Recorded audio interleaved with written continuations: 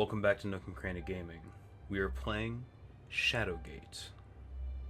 Welcome back to Shadowgate. I am Scrumptious Scott, and we are kind of at a strange point here. Last time we were playing, this mirror on the far right said that there was some strange movement. Let's go ahead and take another look at that. You catch some movement behind your reflection. You jump back in surprise before moving around the room. A faint warping effect moves across its surface. So it sounds like there was something behind us actually in the room when we looked inside of there. I'm going to try to see if I can push one of these rocks. What you can do by clicking up here is, well, finding a foothold, you attempt to lift the rock. You feel something move, but unfortunately it's in your back. Oh god, I want to hurt myself.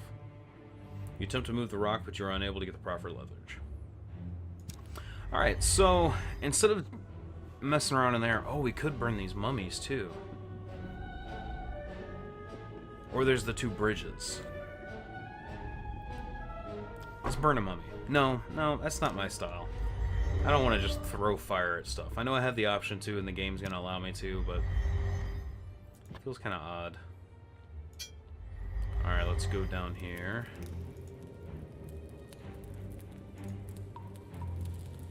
Figure moves in the opening at the back of the grotto. He doesn't seem to pose any risk to you. So he's kind of given up on shooting at me, apparently. And we're back.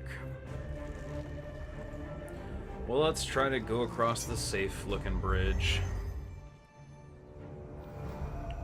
A dense fog greets you as the stone passage opens into the small chamber. The temperature plummets as a creature materializes in front of you. It flinches from the light of your torch.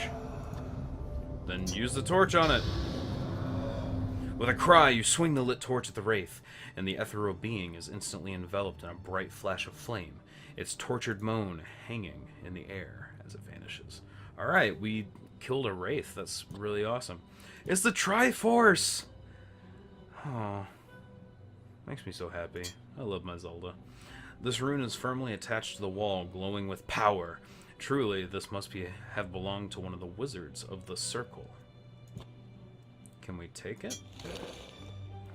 You pull with your might, but the rune will not budge an inch from the wall. Perhaps it's enchanted in some way. Alright. What about Pumpkin? Pumpkin. You see part of a large orange object hidden just inside the archway. Pumpkin! Alright, well, let's take these torches. And you drop the torch in your satchel. Oh! My guess is that you'll want to be talking to the one you got into this mess. Head in that direction. Yorick finishes rather unhelpfully. Yeah, so we're supposed to meet up with... I'm so terrible with names. Where is... Lakmir. Lakmir is the guy who kind of sent us here, and we're looking for an altar, he said. Solid door is carved with a strange design of ornate filigrees. With a creak of protest, the door opens. The sound of trickling water comes from beyond the doorway. Let's go check it out. Ooh. Whether it be a sewer or a reservoir system for the castle, mold, mildew, and moss speckle the stones within this chamber. Okay. What's down there? The water barely covers the sandy floor of the sewer. Okay, so it just must be some broken brick or something. Weathered and moldy, the scroll has held up well over the years, so let's take it. And open it up. Let's see what it says. As you read the scroll, one particular word stands out from the rest. Entrails. Blah, blah, blah. In your mind's eye, you see a glyph glowing with power. As you write down the strange marking into your spell book, the scroll crumbles in your hand, and you have learned a spell. I just love the narrated style of the game. It's like, it tells you exactly what's going on, and it's so cool. It's just interesting to me. The meaning of the spell glyph is entrails. You whisper, as the way seems to open in front of you, a metallic screech echoing in the recesses of your mind. So it can open metal doors? Metal things? The iron door is latched shut by nothing more than a simple bolt. I wonder if this goes back into the mirror room. You pull back the bolt, opening the hatch. Excuse me. This opening is some 5 or 6 hands wide. Okay. And we're back. You jump and manage to find a handhold within the hatchway. After a frantic moment or two, you manage to pull yourself through. This room reminds you of the elven fun houses. Now, is this actually glass, or is it some sort of metal? Because if it's some sort of metal, I've got something for that. You visualize the glyph in your mind and release the power of the spell. The effect produces some pretty fireworks and a headache, but little else. Well, might as well try it on all of them while we're here. Headache.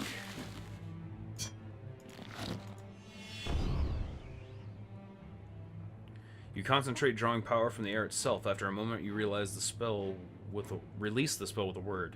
With the exception of annoying headache, nothing else results from the casting spell.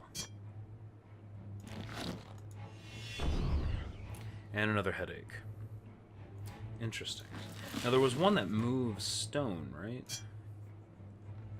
Okay, so that moves stone. Let's see if we can move one of these stones with Agap.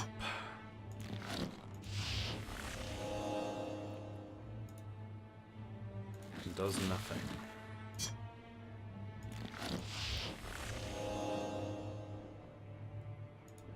You release the spell with a word and the power dissipates as quickly as it appeared. Well, the only other thing I think of is burning the mummies or going across the dangly bridge. And the dangly bridge kind of scares me, so let's burn a mummy. Sorry, guys. The ancient wrappings go up in flame. A leather sack falls to the ground. Let's take it. Let's take that sack. What do we got here? Oh, you rummage through the thick burlap, finding a scroll and 2 gears. You take these while discarding the sack. So we have 2 gears, I'm assuming for the dwarven cog puzzle that we found earlier. So let's see what else we can get. A scroll tumbles to the floor, having escaped the fire. Interesting. I'll take that. Where'd this other one come from? Oh, it might have come from the satchel.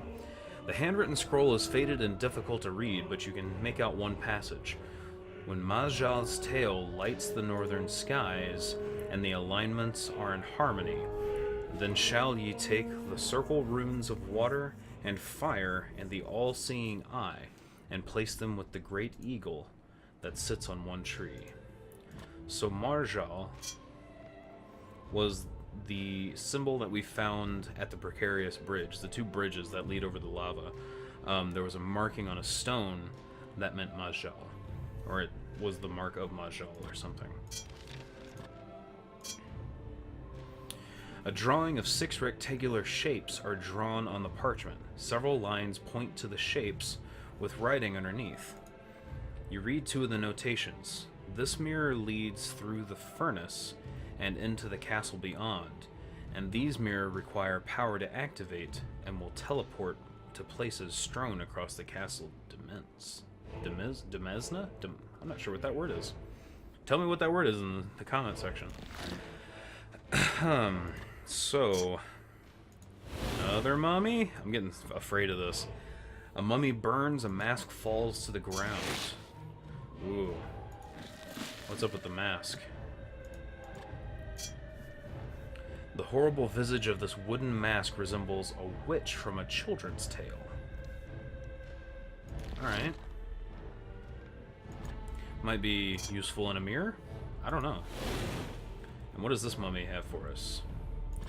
Absolutely nothing.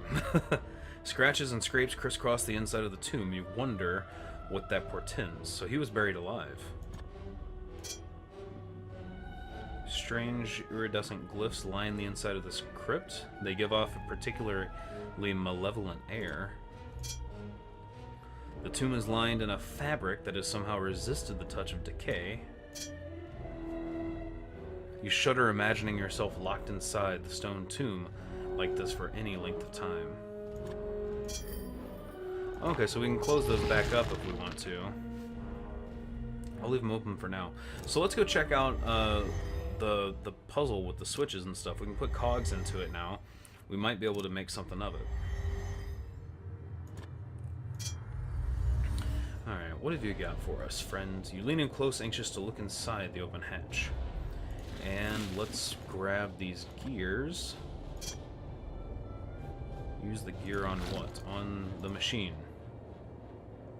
Gear has no effect on lever. Oh god, you gotta... I don't know where they're supposed to go. It looks like there's a shadow, and a shadow, and a shadow. Is that intentional or not? Let's see. Use... Nothing happens when you use the gear on the closet.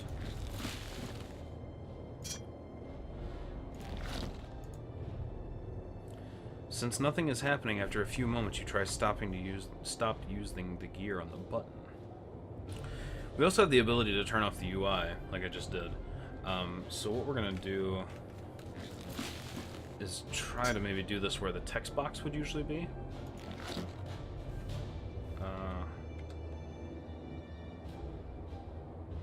We can't, so I would assume that... Oh! With some effort, you force the gear into its slot.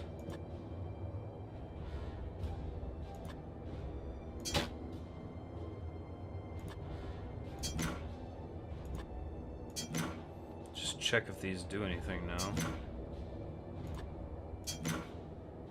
Doesn't really look like it.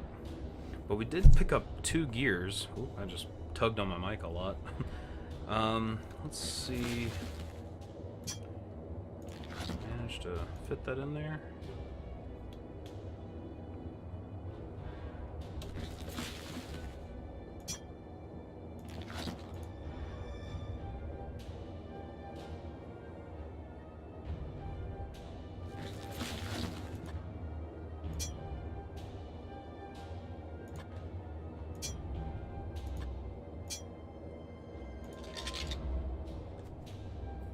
I just got a bad feeling, as if some divination has wrought in the bowels of the castle.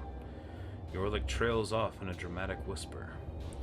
We'll have to figure out what Yorick's talking about in the next episode of Nook and Cranny Gaming. Thank you so much for joining me for another episode of Shadowgate, and I will see you in the next time. In the next time. In the next time. Nope, that's not right. Cut it. Cut it. Cut it, Scott. Cut it, cut it, cut it, cut it, cut it. Cut it, cut it, cut it. Cut it, cut it, cut it, cut it, cut it, cut it, cut it, cut it. Thank you so much for joining me. I will see you in the next episode of Shadowgate. Thanks for watching Nook and Cranny Gaming. Make sure to subscribe for new videos every single day, and remember that your likes and your comments are very much appreciated. And we will see you in the next video.